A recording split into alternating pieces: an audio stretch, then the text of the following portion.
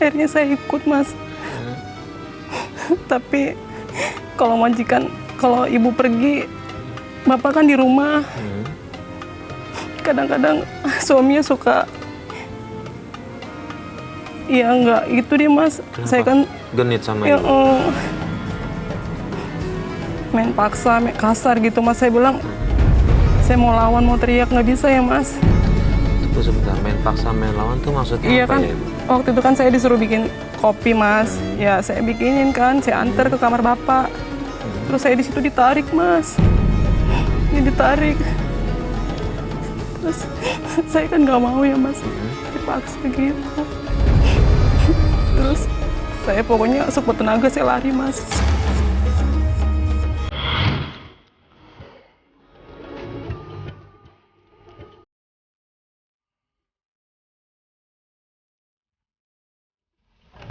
Tis, Iya Pak. buatin bapak kopi ya. Baik Pak. Tapi nanti langsung masukin dalam ya. Bukan lebih enak taruh di meja aja Pak. Nggak enak ibunya lagi pergi. Nggak apa-apa, soalnya bapak lagi capek, ya. Baik Pak. Yaudah sana.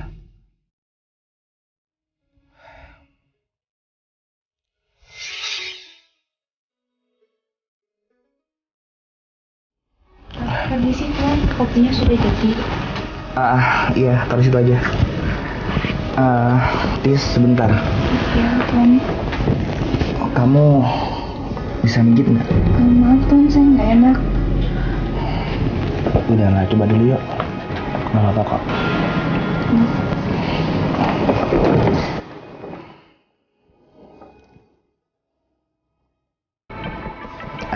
Tis, pijitan kamu enak juga ya. Terima kasih Tuan. Kamu hari ini nyalik banget ya. Jangan Tuan, nggak enak kelihatannya. Tis, ibu tuh lagi pergi, nggak apa-apa. Tis, ayo nggak apa-apa tuh. Saya takut ketahuannya. Ayo nggak apa-apa tuh. Tis, ayo.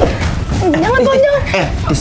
Jangan Tuan, jangan. Enggak, Saya Tis. takut ketahuannya. Kamu jangan pura-pura nggak mau ya. Hah? Jangan. Ayo Tis, ayo Tis, nggak apa-apa. Saya nggak berani Tuan. Nggak apa-apa, ayo. Ayo Tis, ayo. Saya lari. Akhirnya saya mau kerja lagi di situ, Mas. Ibu berhasil kabur dari itu. Iya, Alhamdulillah. Kemudian ibu nggak laporan sama ibu majikan? enggak, Mas. Kenapa? Nggak enak juga. Oh, ini sering seperti ini Pak Ustadz, karena nggak enak, takut, nggak berani ngomong, padahal kan itu perlakuan yang sudah menjurus ke arah kriminal ya. Betul. Kita harus ingat Ibu Titis, Mas Farid, gini. Qulil haqqa walau kana murran. Memang ini hadisnya bukan untuk kasus ini. Tetapi kalau itu kebenaran, sebaiknya diomongkan. Pertama apa? Kita menolong orang agar tidak berbuat dolim. Ya. Alhamdulillah Allah masih melindungi Ibu Titis dari kejahatan orang-orang yang dolim. Tetapi dengan kita melapor kepada istrinya atau mungkin kepada orang lain agar berhenti. Memang saya kira memang sulit ya untuk membuktikan. Buktinya apa? Misalnya begitu. Yeah. Tapi minimal kalau tadi ditolong baik-baik, ya kita ngomong dengan baik-baik. Yeah. Kan begitu. Ini menarik, Mas Farid, pemirsa. Ketika kita itu dalam kondisi yang kepepet, tetap ternyata Allah itu mengirimkan utusan untuk menolong kita. Ini adalah pelajaran bagi kita. Kita punya masalah yang luar biasa. Wala tayasu mir rauhillah. Jangan berputus asa dari mengharap rahmat Allah. Allah Maha Kuasa untuk menolong kita dalam kondisi kepepet, kondisi yang sangat susah, mencari pekerjaan nggak bisa, kehidupannya susah, datang dari pintu ke pintu. Ternyata masih ada orang yang mau menolong. Dan ini dialamin para nabi-nabi dahulu. Nabi Muhammad sudah kepepet mau dibunuh, ada yang menolong. Ini ternyata rahmat Allah lebih luas dari sempitnya persoalan kita. Tapi ingat, kalau sudah mendapat rahmat Allah, kita juga nggak boleh lupa. Buktinya ini, kita sudah mendapatkan pertolongan, lalu ternyata masih diuji oleh Allah. Ujiannya apa? Ada orang yang mau berbuat zalim. Ingat, kila unsur akhaka zaliman au mazluman. Kita dengan ngomong begitu, ngomong bahwa dia itu menolong loh. Menolong orang yang berbuat dolim. Itu penting. Ini orang mau maksiat kok. Agar apa? Terselamatkan keluarganya, suaminya, dan anak-anaknya. Kan begitu. Ada cara yang bagus kok. Kenapa mencari cara yang maksiat? Saya kira bagus lari. Tetapi alangkah baiknya dihadapi dengan cara yang baik. Betul. Memang situasinya saya nggak tahu persis, Mas Farid. Kan seperti itu. Ya, artinya menghentikan kezoliman bukan dengan mendiamkan, Pak Ustadz. Betul. Orang berdolim jangan didiemin. Justru nahi mungkar itu penting. Kita tuh sering hanya mengajak orang amar ma'ruf. Ngajak, ayo sholat, ayo ngaji. Tapi nahi mungkar itu loh yang berat. Butuh perjuangan. Sehingga kalau di dalam ayat yang lain itu wajahidu bi amwalikum wa anfusikum, itu adalah nahi mungkar. Untuk mencegah kemungkaran harus dengan harta, harus dengan kekuatan. Berjihad. Seperti itu, Mas. Ya.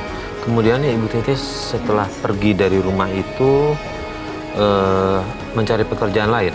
Iya Mas, alhamdulillah Mas, teman saya ngajak saya kerja, tapi ada syaratnya gitu sih Mas. Syaratnya apa? Ya disuruh pakai baju-baju seksi gitu. Nggak nanya Ibu Titis kerjaannya apa, kenapa harus pakai baju Awalnya seperti sih saya itu? nggak nanya, terus pas saya udah jalanin ya ternyata kerjanya di diskotik Mas, ngelayanin tamu-tamu gitu.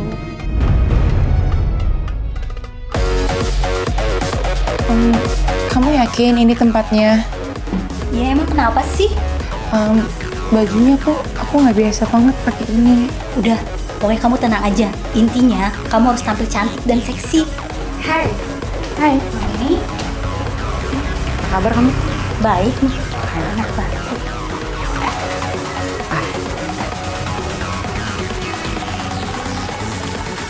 Kamu pergi aja, biar aku yang Udah Tis, kamu udah diterima kerja. Selamat kerja ya. tapi Aku pergi kamu dulu sebentar. enggak kamu harus temenin aku enggak. Mami titip ya. Oh iya. Siapa namanya? Titis. Titis. Iya. Kamu udah tahu kerja di sini? Belum.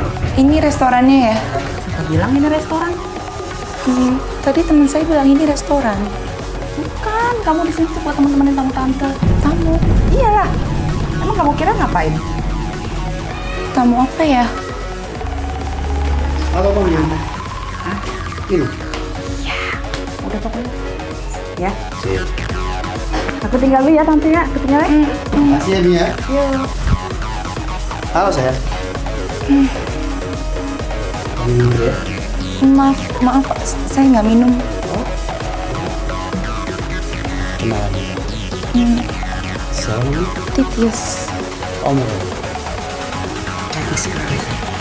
Sini dong, jangan terlalu jauh dekat-dekat. Maaf, Om, saya nggak bisa. Kenapa? Om sudah bayar kamu loh. Ayo sayang. Ayo sayang. Ayo sayang. Ayo, saya sudah tidak. Saya nggak bisa, Om. Cepat, saya sudah tidak. Ayo cepetan.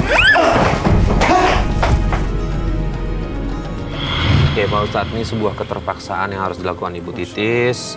Dia sudah bagus menolak semua ajakan yang menjurus ke arah maksiat, tapi tetap ada hubungannya dengan, mohon maaf, di situ ada minuman keras segala macam? Iya, Ada. Ini gimana nih Pak Ustadz? Pertama kita dari aspek darurat, Ya. ad-darurah. Dalam posisi Ibu Titis, kondisinya harus menghidupin 4 orang anak. Untuk kehidupan dia sendiri, dia udah berusaha mencari yang halal. Datang rumah ke rumah, menjadi pembantu, tukang cuci, baju, dan ngomong anak. Ini udah usaha nih. Ternyata tidak mampu juga. Dalam posisi ini kita bisa menggunakan kaidah ad-daruratu tubihul mahzurat. Dalam kondisi darurat, ibu terpaksa, ini dibolehkan. Toh kalau mendengar ceritanya beliau, dalam kondisi sudah begitu, diajak maksiat, beliau masih mempertahankan. Ini luar biasa hebatnya. Ini karena masih ada iman. Karena di dalam hadis itu la yazni zani hina yazni wa huwa mu'min. Orang tuh kalau lagi berzina, imannya hilang.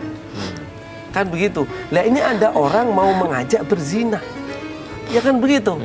Lah, luar biasanya apa? Beliau dengan kata-kata yang lembut bisa menolak, masih terpelihara. Ada sebuah kisah. Dahulu ada seorang perempuan, karena kondisinya darurat, orang tuanya sakit, ibunya sakit, sudah nyari pekerjaan kemana-mana nggak dapat. Akhirnya dia datang kepada seorang kaya raya, dia ingin meminjam uang untuk berobat ibunya. Ini seorang perempuan nih. Lalu apa yang terjadi? Dia melihat bahwa ini ada seorang gadis nih.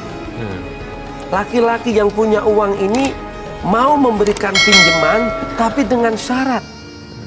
Syaratnya apa? Dia mau digaulin malamnya. Jadi dia melihat apa? Ini darurat. Daruratnya dia harus mikirkan ibunya, mikirkan keluarganya. Dia apa boleh buat? Luar biasa kan? Akhirnya setelah malam-malam ketika dia mau diajak, sang perempuan ini berbicara kepada laki-laki ini. Wahai Tuan, memang tidak ada seorang pun yang melihat, tetapi Allah melihat kita. Dengan kata-kata yang lembut dan menyentuh itu, sang laki-laki ini akhirnya berhenti melakukan itu. Dia bertohat, mohon ampun. Saya kira ini pelajaran-pelajaran yang kita bisa ambil dalam posisi kepepet, darurat, butuh uang, wala tulqu biaidikum ila tahlukah. Kalau dia tidak melakukan ini, mohon maaf lah, tadi ini kan kasus sendiri. Dia masuk di kafe yang ada jual khamr. Jual khamr haram.